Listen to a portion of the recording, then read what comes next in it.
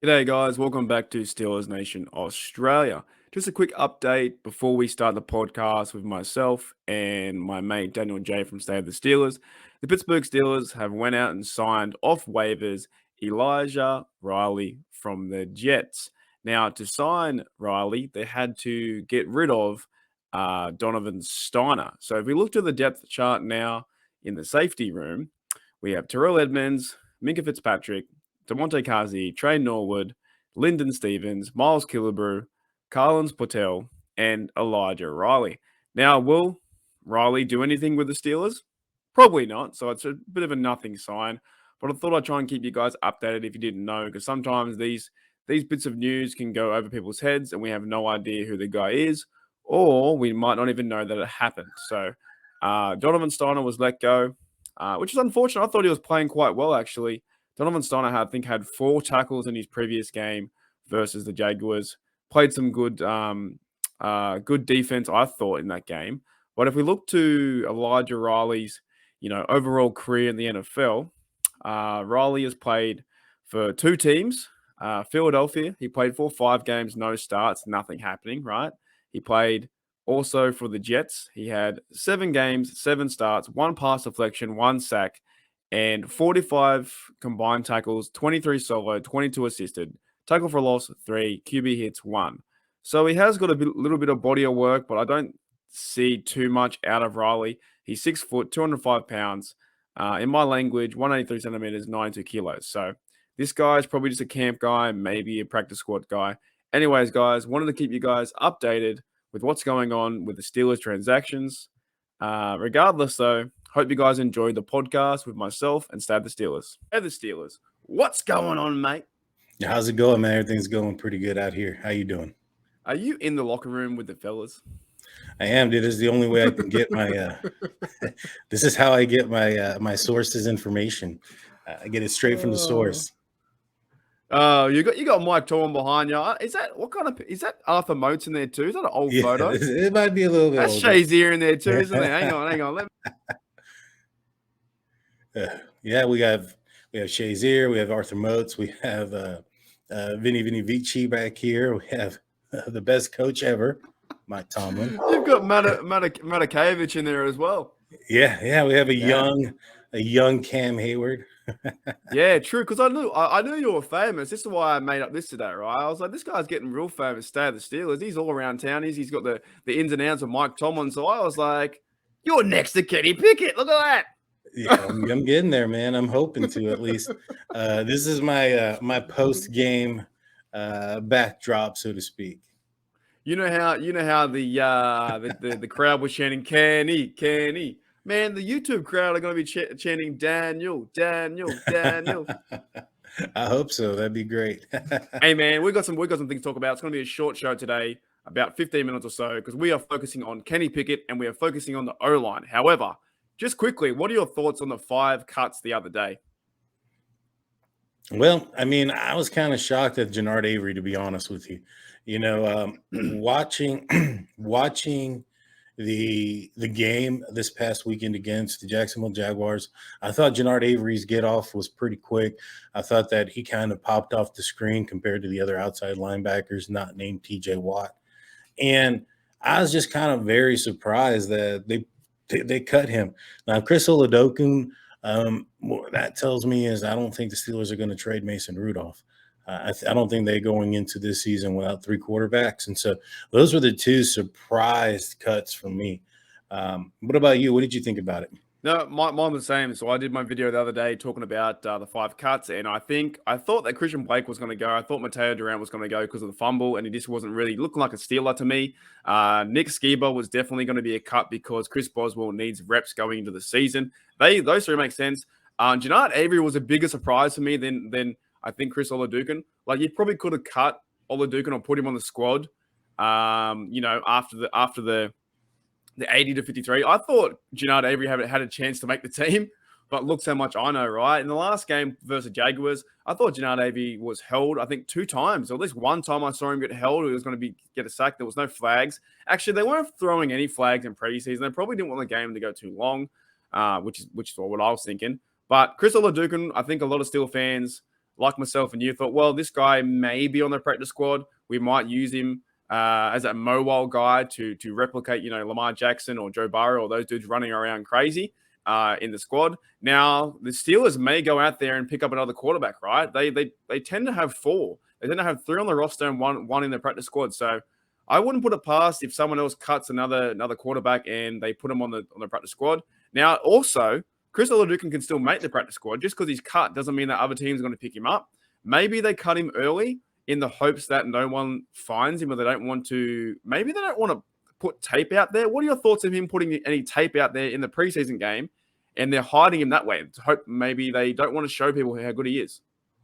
Well, the issue with that is I've been listening to a couple of other YouTubers out there that are somewhat of an insiders, and I can't remember off the top of my head who it was, but they were talking about Chris Olajuwon, and they were mentioning that his performance wasn't. It was on all Steelers talk.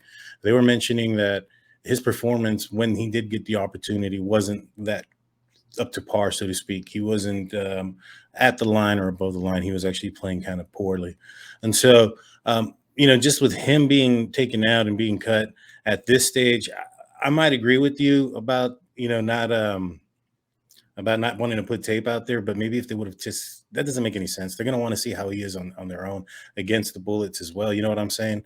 And so, in my opinion, it would be probably more. He just didn't perform. I think they're going to keep Mason Rudolph. I think that the Steelers put out there, an idea of what they want for him as far as trade value. And they're probably seeing that they're not going to get that. Now, the Steelers don't need to trade Mason Rudolph. He's cheap. He's not disgruntled with the team. He's not arguing with the team. And so if he goes to a place where he can be a potential starter and actually does play next season, then there's some capital there as far as comp picks. And so the Steelers probably aren't getting what they want for him this year. So they're probably going to keep him. So them cutting Chris Olajuwon just kind of leads me to believe that that's probably why or where this is going with that. As far as not putting tape on him and hopefully that he comes to the practice squad, I think they would want to see how he plays as well.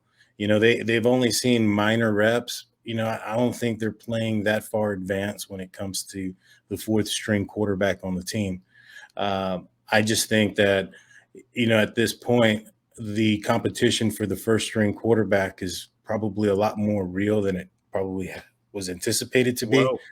And so now they probably want to see all three quarterbacks this upcoming game. There ain't going to be an opportunity for Chris Olajuwon to take any reps anyways. Well, that's what we're going to talk about today. So, yeah, I thought, well, as a fan perspective, I would like to see what Olajuwon can do because I thought he was, cool coming out of college. I had hopes for the guy to make the team, but here we are. He's cut, so we move on. And let's talk about Kenny Pickett and I guess the three quarterbacks too. Like, in your opinion right now, this has changed for me. I am on the Kenny Pickett. I think I want to see Kenny start. I think I've seen him play well, but what do you think? Is Kenny Pickett deserving of a QB1 spot? I just kind of wish that we would have seen a little bit more of Kenny Pickett in the last game. I would have liked to have seen him more in the ebb and flow of the game and the regular flow of the game. The only thing we saw him do was one drive that was cut short to a holding penalty, and then we only saw him do 2 minutes. And so, but what he was able to show in that 2-minute drive was very impressive. He had the same offensive line that Mitch Trubisky had, and he was able to, push the ball down the field. And Mitch Trubisky, not really wasn't able to do so as well or as good as Kenny Pickett. I think he's deserving of an opportunity to show himself this upcoming game. I don't know when it comes to, starting him, or naming him the starter at this point before this last game. But the fact that, that Tomlin hasn't announced a starter and has stated already that he's going to want to see all the quarterbacks in this game leads me to believe that this has actually turned into a real competition, and he may have a real opportunity. I still think that Mitch has a leg up just because of his experience and resume and what he brings to the table as far as, his NFL experience. But I think Kenny Pickett's making that decision for Mike Tomlin very difficult. Yeah, so like for me as a being a Steeler fan in the hype train that is Kenny Pickett, I just kind of had a thought just now, and this makes sense. So as a fan, I want to see Kenny Pickett go out there week one and go absolutely crazy, get 3 touchdowns, 300 yards, and be the Kenny show, can he, right? And I would love to see that.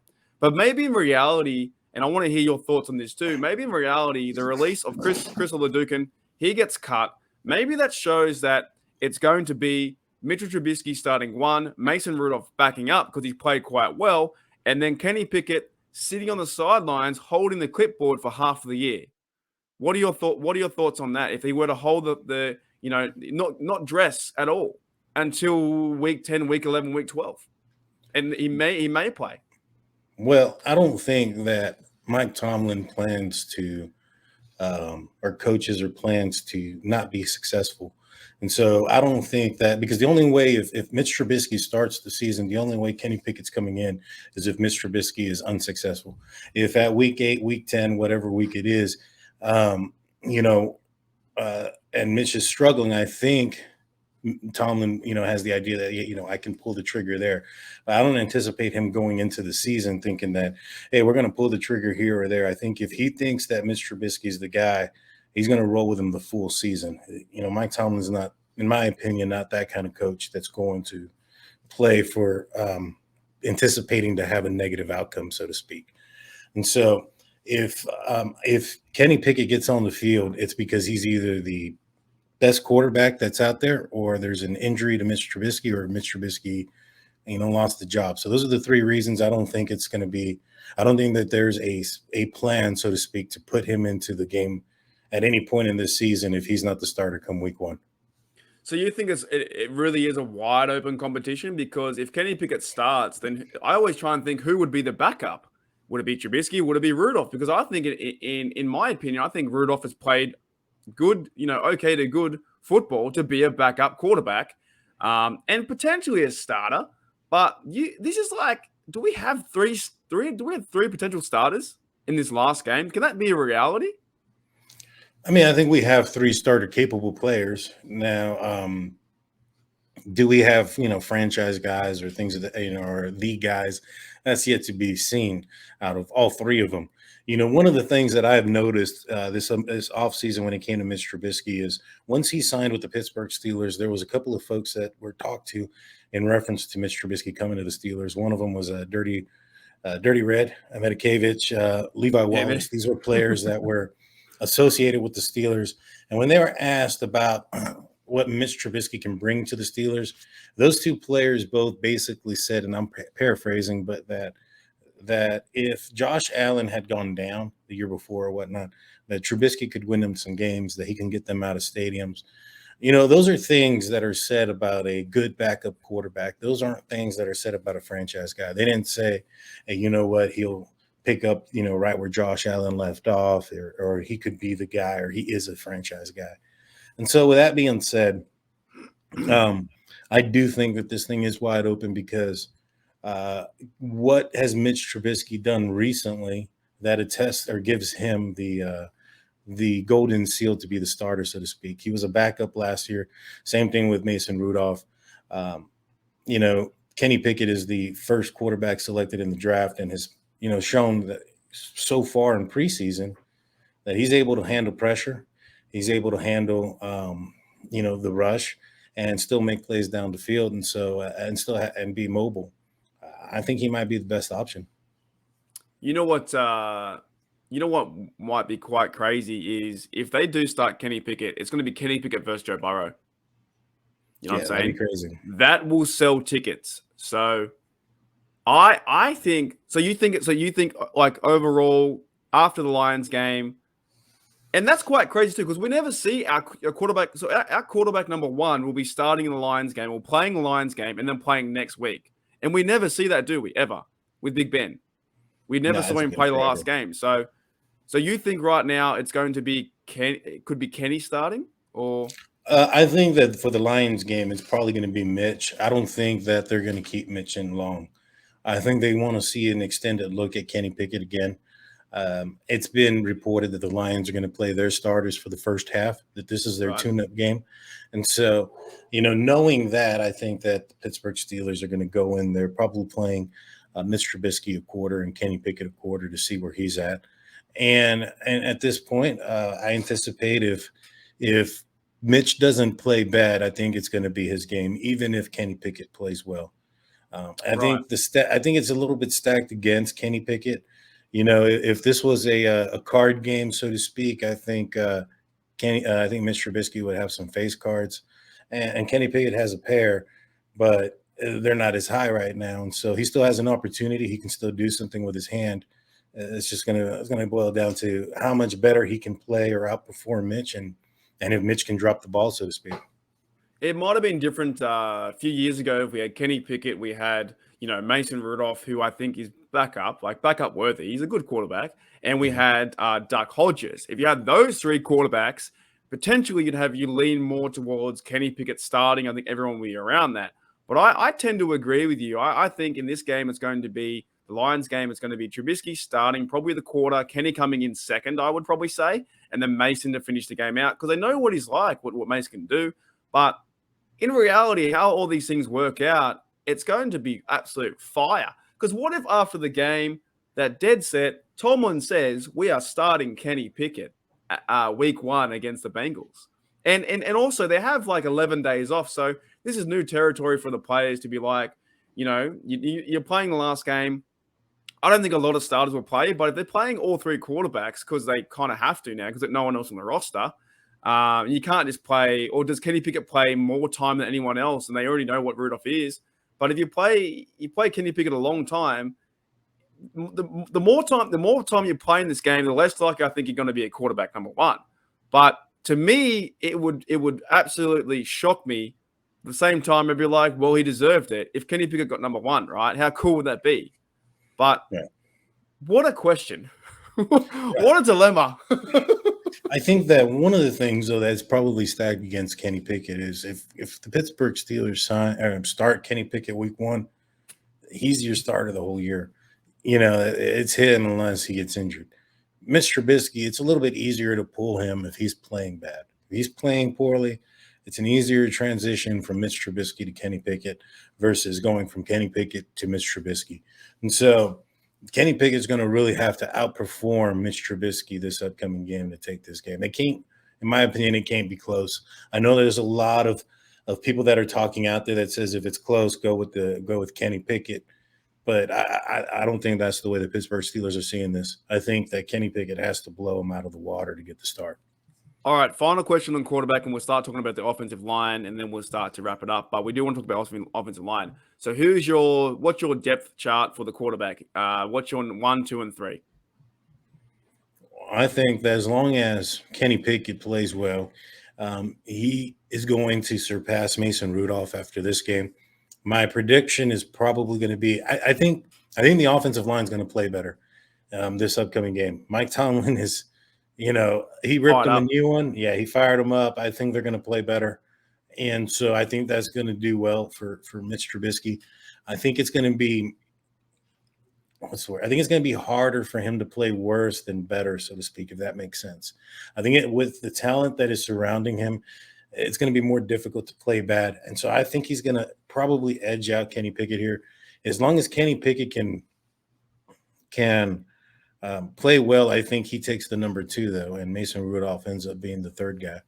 What about you? What do you think? How do you think it's going to play out? I disagree because I'm just trying to think of the Steelers' way of doing things. And I kind of think what's going to happen is now, as a fan, I really want to see Kenny Pickett play week one and versus Burrow and just absolutely just kill him. I think it'd be great to see, right? It'd be so exciting to see that guy play. Yeah. But I think it's going to be Trubisky 1, Rudolph 2, and Kenny Pickett 3. And I think what they'll do, if there's only 3 quarterbacks like that, they'll have a guy that they'll probably find some camp arm, a guy to do practice squad material.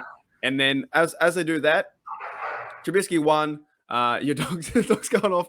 Trubisky 1, Rudolph 2, and Kenny 3. But I don't think they'll address Kenny until they need to or have to. If Trubisky is like a good quarterback and he's playing well and the Steelers are winning games, you don't overly need to rush Kenny in, right?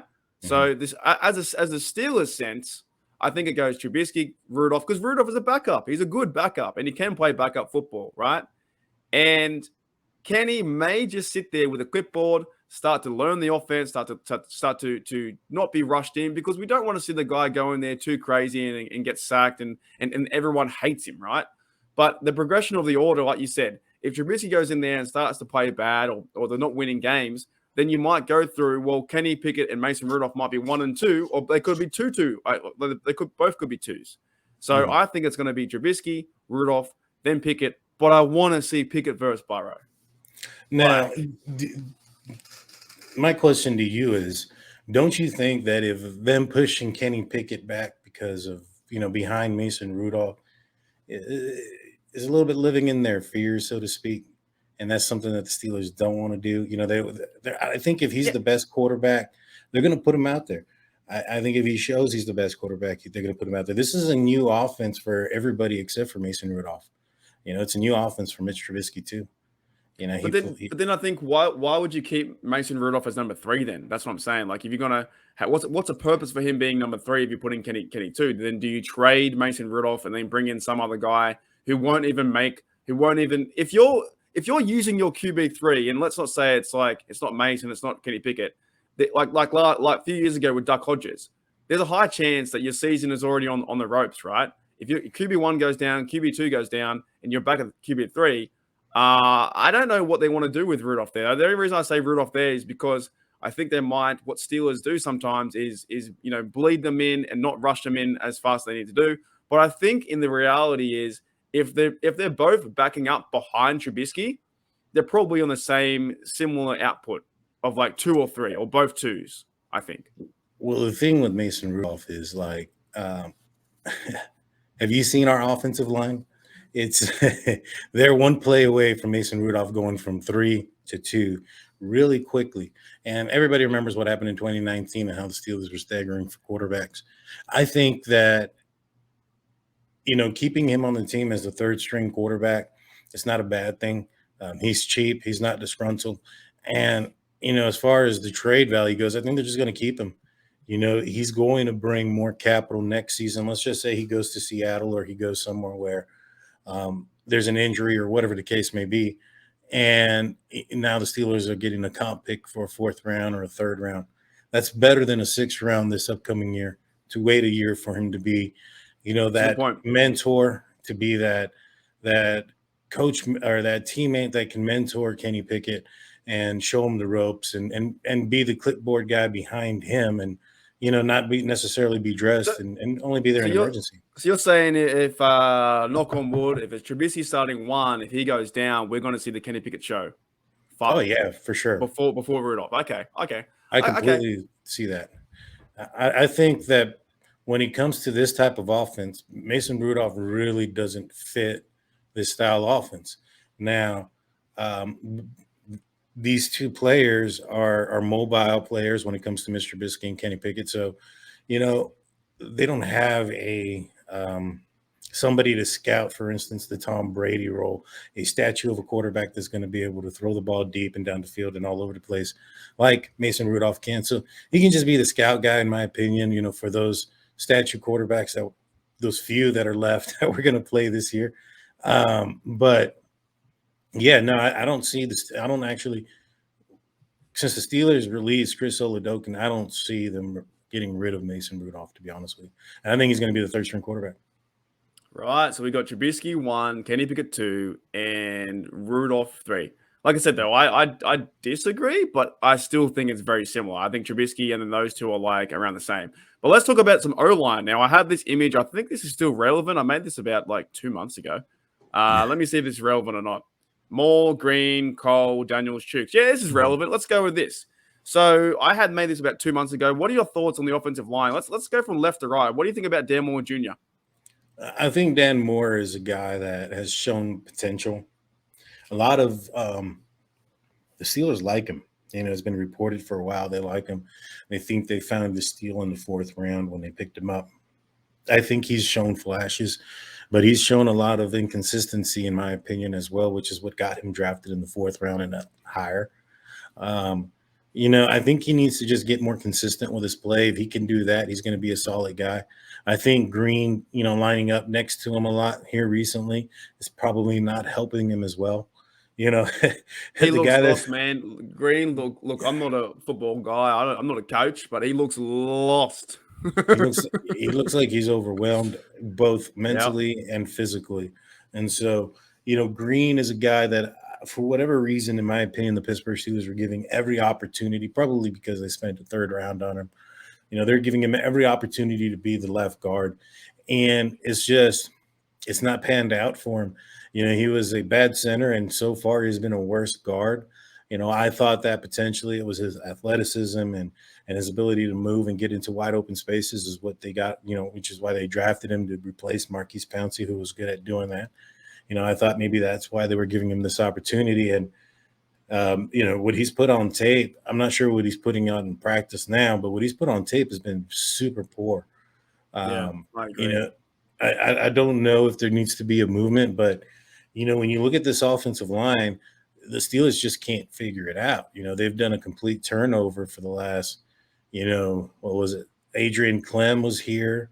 Who was before Adrian Clem? He only had like not even a Oh, full year stint. can't remember his name. I don't remember his name. Right, and so since the Steelers lost Munchak, this is what the third offensive line coach. Yeah, I mean, it's been turnover after turnover. They just can't figure out the offensive line. So this is concerning to me.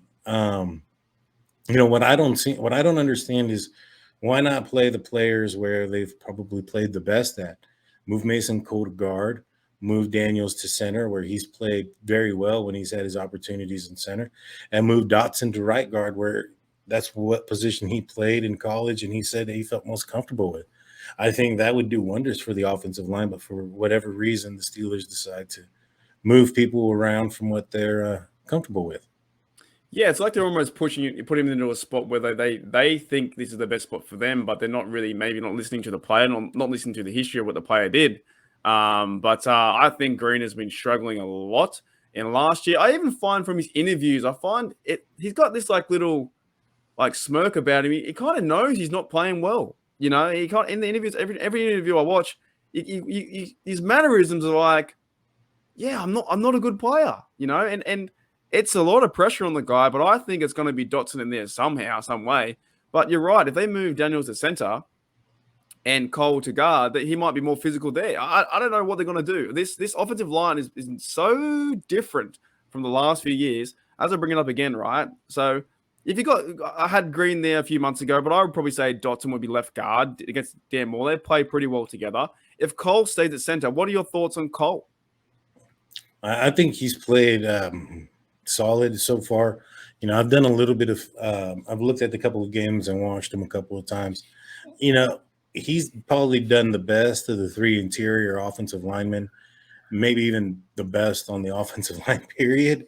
To be honest with you, um, he's been solid. He's probably been the best pickup so far for the offensive line, but he's not supposed to be the best. You know what I'm saying?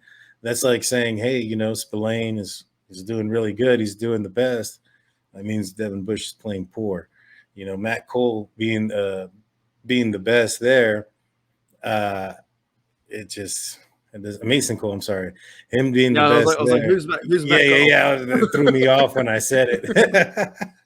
So Mason Cole, yeah, him being the best, it's a concern. It's good for him, but it's a concern for the rest, especially James Daniels.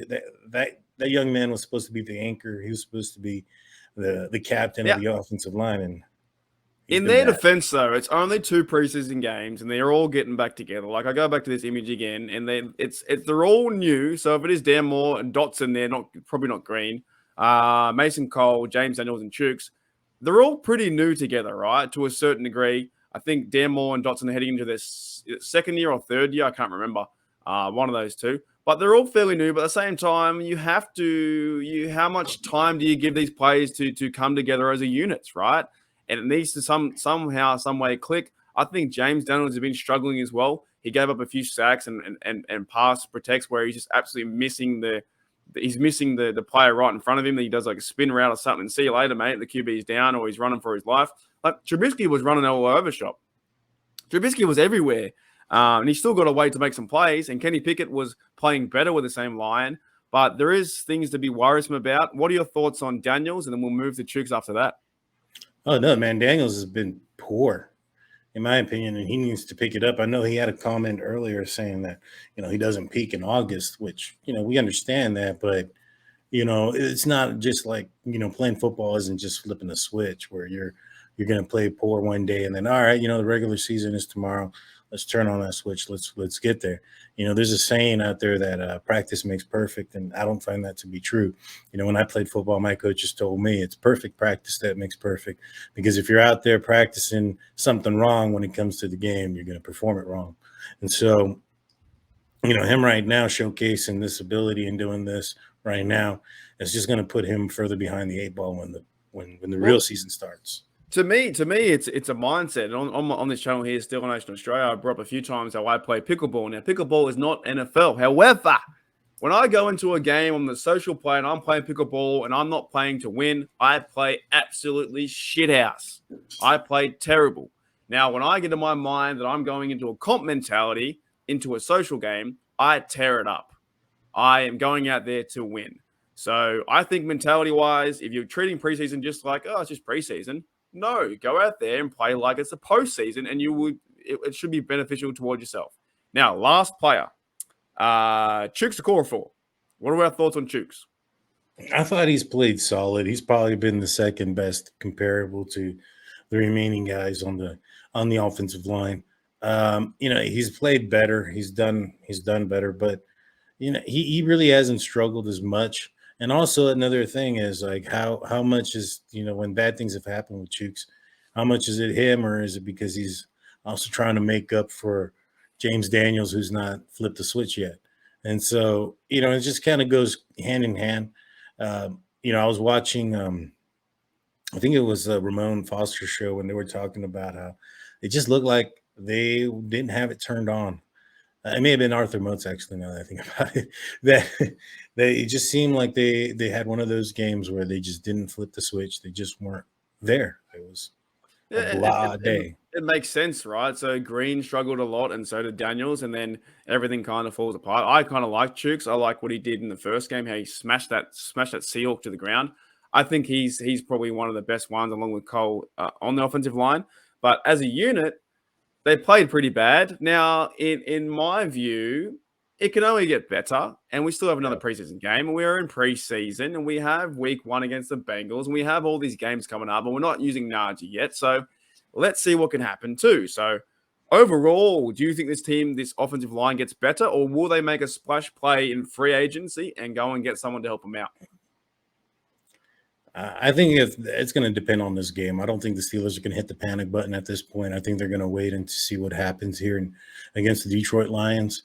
And if at that point, it's something similar, that's 3 times or at least back-to-back performances that are poor, then I can see them doing something and making a move at that point. Well, who's the bloke that they have?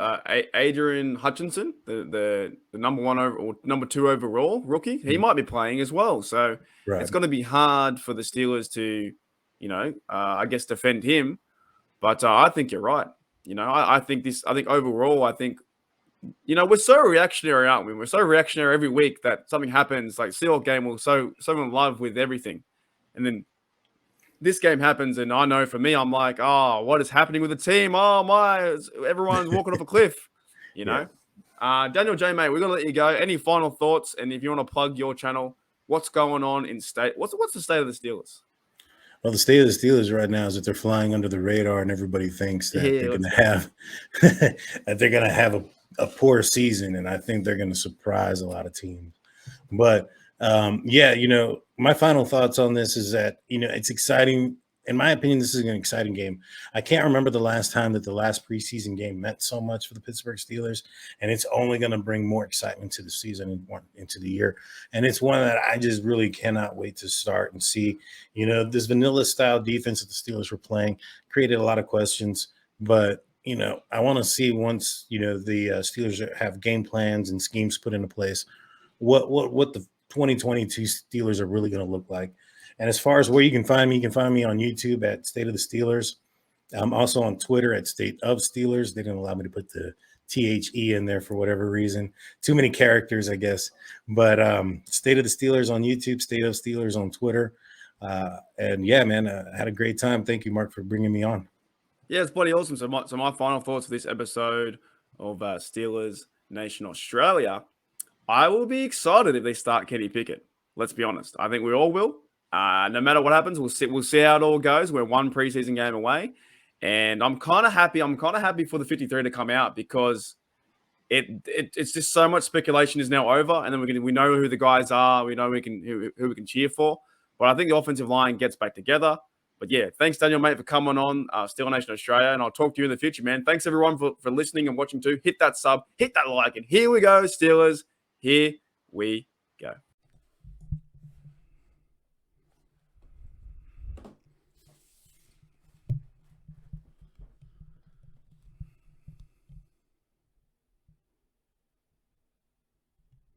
Man, wasn't that awesome? Thanks, Daniel, mate, for coming on the Steeler Nation Australia podcast.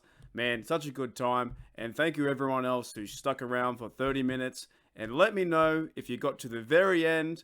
And if you got to the very end, you're a legend. I'm a legend. We're all legends. Here we go, Steelers. Here we go.